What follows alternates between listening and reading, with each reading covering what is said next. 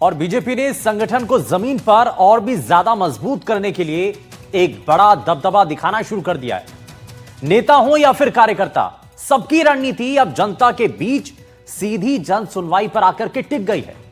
शिकायतों को सुनना, मौके पर उनका समाधान करना और लोकल लेवल पर पार्टी का नेटवर्क एक्टिव रखना, यही मिशन मोड में है इस वक्त बीजेपी, जहां आम लोगों की तकलीफें सीधे नेताओं तक पहुंच रही हैं।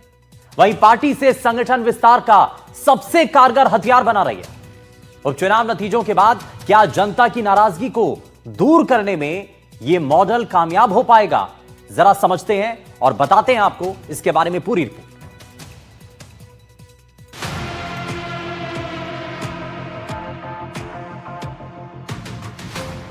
राजस्थान में बीजेपी ने संगठन को जमीन पर मजबूत करने की कमान खुद अपने नेताओं के हाथों में दे दी है।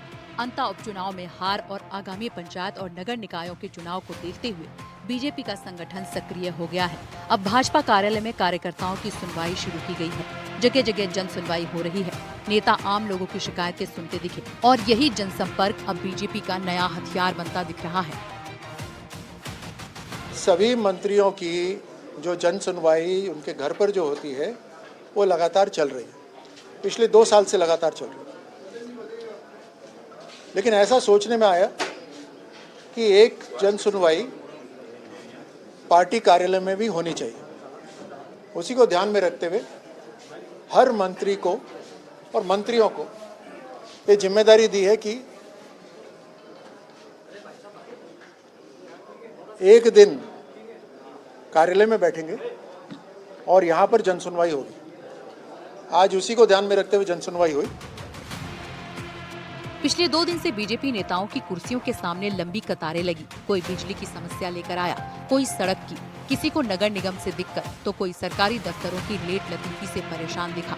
और नेता हर फाइल, हर कागज, हर शिकायत को सीधे सुनते समझते नजर आए। और इससे डायरेक्टली रिलेटेड है एम्प्लॉयमेंट जनरेशन, रोजगार की संभावनाएं खुल जाती है उससे।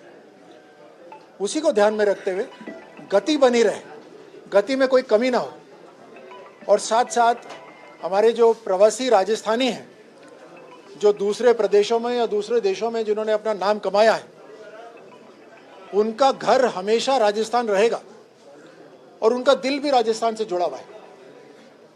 उनसे लगातार अपने अपने गांव के अंदर या जिलों के अंदर कुछ ना कुछ CSR से वो निवेश करना चाहते हैं।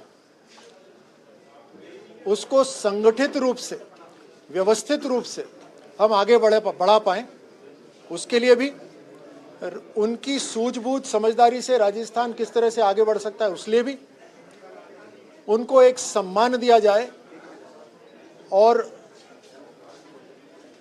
एक अवसर ऐसा बने। बीजेपी की जनसुनवाई संगठन को मजबूत करने का मास्टर प्लान बना रही है। पार्टी का फोकस लोगों की सीधे सुनवाई, जमीनी फीडबैक और उसी के आधार पर राजनीतिक मुद्दों की धार देना है। नेताओं को साफ निर्देश है कि कमरे में मत बैठो, जनता के बीच जाओ और उनकी परेशानी को सिस्टम तक पहुंचाओ। 20 साल तक इन्होंने 2 मैरिज गार्डन सरकारी संपत्ति के ऊपर संचालित किए हैं। कम से कम भी नहीं तो इन्होंने 500 करोड़ रुपए इसमें कमाया और रसीद अब देना। अब मेरी शिकायतों के आधार पे कर दिया रसीद देना। मैं रसीद की फोटोकॉपी करा के नगर निगम में पेश करता हूँ बतौर सबूत के। ये ग्राम पंचायत मुरलीपुरा विधानसभा जोटवाड़ा में है, पंचायत समिति जोबनेर है। तो इसलिए आज ये मंत्री जी का दरबार खुद गई विधायक। हाँ बिल्कुल साहब, आज उम्मीद है भाई हमारे राज्यवर्धन जी हमारी एप्लीकेशन ली, सुना और बोला कि मैं इस पे निश्चित गौर करके कार्रवाई करूंगा। मेरा प्रकरण 2016 से पेंडिंग चल रहा है और डिपार्टमेंट के आला अधिकारी फाइलों को दबा रहे हैं। विद प्रूफ मेरे पास में है, अगर आप चाहे तो मैं दे सकता हूँ। और मामला ये है कि 62.5 करोड़ की मतलब लाख की अप्रूवल थी इनको बिल्डिंग बनाने की, और उन्होंने 2.5 करोड़ तक उसको ले गए एक्स्ट्रा। और जब पूछा गया कि भाई आपकी लागत क्यों बढ़ी, तो उन्होंने बताया कि भाई हमारा जो सिविल कंसल्टेंट था उसने हमें रिपोर्ट नहीं दी, इसलिए रेट बढ़ गई। नेता हर जिले से आए लोगों की समस्याओं को सुन रहे हैं, जनता की परेशानी सीधे नोट कर रहे हैं और समाधान के लिए विभागों से बात भी कर रहे हैं। इतना शानदार कार्यक्रम राजस्थान में हो रहा है, एक अंतर्राष्ट्रीय स्टैंडर्ड का हो रहा है और जिस खिलाड़ी से आप पूछेंगे, आप तो मीडिया है, तुरंत जाकर पूछें, जिस खिलाड़ी से पूछेंगे वो यही बताएंगे कि बहुत शानदार कार्यक्रम यहाँ पर हो रहा है, आयोजन बहुत शानदार हो रहा है। आपको मैंने पहले भी ब्रीफ करा था कि हर टीम के लिए बसें रखी गई हैं और गाड़ियाँ रखी गई हैं, लेकिन वो निर्धारित समय से ही चलती हैं। और आपको मैंने ये भी बताया था कि कुछ खिलाड़ी समय से जल्दी वापस लौटना चाहेंगे, तो उनके लिए हमने टैक्सीज की, ऊबर की भी व्यवस्था करी। तो अगर कोई ऊबर में जा रहा है उसमें कोई गलत बात नहीं है। 1.5 साल पहले भाजपा कार्यालय में जनसुनवाई शुरू की गई थी, लेकिन कुछ दिन बाद ही जनसुनवाई बंद हो गई। सुनवाई के पहले दिन सोमवार को डिप्टी सीएम प्रेमचंद बैरवा, ऊर्जा मंत्री हीरालाल नागर और भाजपा प्रदेश उपाध्यक्ष मुकेश दाधीच ने संयुक्त रूप से सुनवाई की। दूसरे दिन मंगलवार को प्रदेश बीजेपी मुख्यालय पर मंत्री बाबूलाल खराड़ी के साथ प्रदेश महामंत्री श्रवण सिंह बगड़ी, भूपेंद्र सैनी, राज्यवर्धन सिंह राठौड़ और राजेंद्र सिंह शेखावत ने जनसुनवाई की। आप पूछेगा जो आए, सीधा फोन करके अधिकारियों से बात हुई, उन्हें आदेशित कर दिया गया और कुछ को जो पॉलिसी रिलेटेड मैटर है उसके ऊपर गंभीरता से सोचा जाएगा, तो उसको अलग से विभाग में भेज दिया जाएगा। हमारे प्रदेश के अंदर अनंत संभावना है और मुझे गर्व है कि हम इस प्रदेश से हैं जहां पर एक नहीं बल्कि 10-10 सेक्टर हैं ऐसे जो दूसरे प्रदेशों के अंदर नहीं है। कृषि मंत्री किरोड़ी लाल मीणा ने सोमवार को अपने अंदाज में एयरपोर्ट रोड पर चाय की थड़ी पर सुनवाई की। इस दौरान लोगों ने एक गौशाला को लेकर शिकायत की। इस पर कृषि मंत्री ने परिवादी महिला की हथेली पर लिख दिया कि कोई भी गौशाला के कार्य को नहीं रोकेगा। साथ ही अपने हस्ताक्षर भी की और मौके पर पहुंचने का आश्वासन दिया। सुनवाई में संगठन स्तर पर कार्यकर्ताओं की समस्याएं और सुझाव सुने जाएंगे ताकि ग्राउंड लेवल तक पार्टी की पकड़ मजबूत हो सके।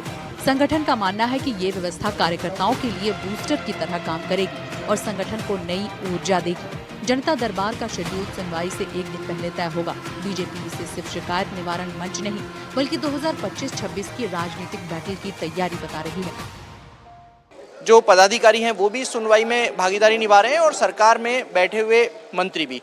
रोजाना 2 मंत्री आते हैं। आज बाबूलाल खराड़ी और राज्यवर्धन सिंह राठौड़ को जिम्मेदारी है, तो वहीं संगठन से भूपेंद्र सैनी, श्रवण सिंह बगड़ी, अजीत मांडन और राजेंद्र सिंह शेखावत जैसे चेहरे यहाँ पर बैठे हैं। अधिकारियों से बातचीत भी कर रहे हैं, मंत्रियों से भी बातचीत कर रहे हैं, संबंधित विभाग के अधिकारियों से भी बातचीत कर रहे हैं और मौके पर समस्या के समाधान की कोशिश हो रही है। एक प्रोफॉर्मा सेट बनाया गया है जिसमें कार्यकर्ता का दायित्व और सारी बातों को जानकारी लेने की कोशिश है, जिससे बाद में उसे रेस्पॉन्ड भी किया जा सके कि उसकी जो याचिका थी, जो आवेदन था, उस पर क्या काम हुआ, क्या काम होने लायक है, नहीं होने लायक है, सारी चीजें वापस कार्यकर्ता को जवाब दिया जाएगा। कैमरा पर्सन जसराज के साथ शशि मोहन, एनडीटीवी। हमारी खास पेशकश में फिलहाल के लिए बस इतना ही, लेकिन तमाम बड़ी खबरों को जानने के लिए आप बने रहिए एनडीटीवी राजस्थान के साथ। नमस्कार।